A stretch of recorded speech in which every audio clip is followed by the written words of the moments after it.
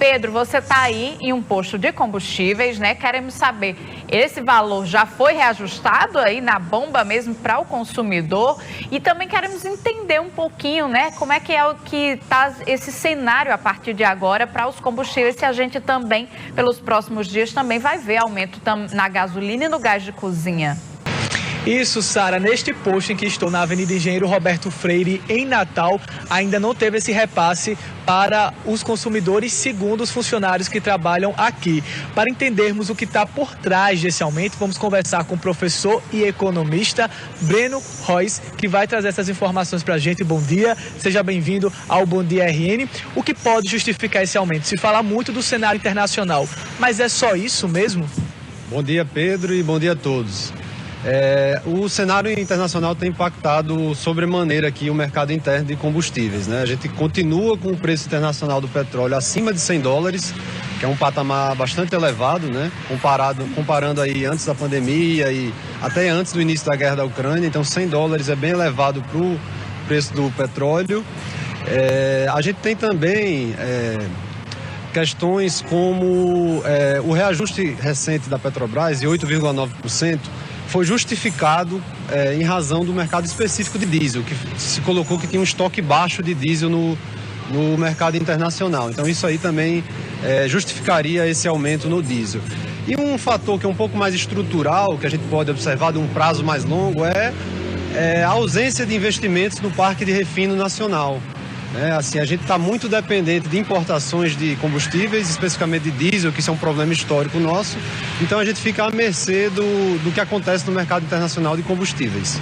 Esse impacto causado pelo aumento não se limita somente em quem passa pelos postos de combustíveis não, viu? Tem um efeito dominó, como por exemplo na inflação, que é o nosso poder de compra. Só pode especificar isso, qual o impacto em quem está acompanhando o Bom Dia RN neste momento? Pois o nosso índice de inflação é o chamado IPCA, né? Índice de Preços ao Consumidor Amplo. E ele é dividido em diversos grupos. Para se ter ideia, o grupo que chama lá transporte, ele tem um peso de mais ou menos 22% sobre a inflação, né? Que é a inflação média do país. Então, assim, o preço dos combustíveis, tanto da gasolina quanto do diesel, ele impacta fortemente o índice de inflação, né? E isso vai diminuindo o poder de compra da população. No ano passado, ano 2021, a gente já teve uma inflação de 10%, né, de 2 dígitos. E esse ano, com essa continuidade das elevações no preço dos combustíveis, tende a ter um nível de inflação também elevado. Já a expectativa é que já supere a meta do governo, podendo chegar aí em torno de 8% a inflação projetada para este ano. Então isso na prática é o quê? Redução do poder de compra real do trabalhador, né? E o que a gente está vendo é que o salário não está acompanhando esse aumento de preços. E aí por isso que a população sente tanto. Breno, será que a gente consegue destacar quanto por cento significa hoje abastecer o carro do salário mínimo? Porque, por exemplo, a cesta básica, dados mais recentes comprovam de que em Natal ela custa mais de 50% do salário mínimo. E os combustíveis, custa quanto? Pois isso é uma conta interessante de se fazer, porque você justamente consegue ver o peso que esse item tem numa cesta de consumo média, né? Então, assim, a gente estava falando do diesel, mas tomando o exemplo da gasolina. Para você encher um tanque hoje, depende do tamanho do tanque, mas pode custar entre o equivalente a 25% até 35% de um salário mínimo.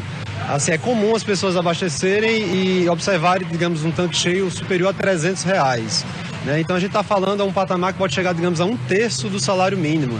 Então é um patamar muito elevado, né? E que esse patamar já foi menor. Se a gente pegar 10 anos atrás, esse patamar estava em 15%. Então a gente verifica aí uma perda do poder de compra do salário mínimo. É isso que a gente está observando e bastante acentuado no período mais recente.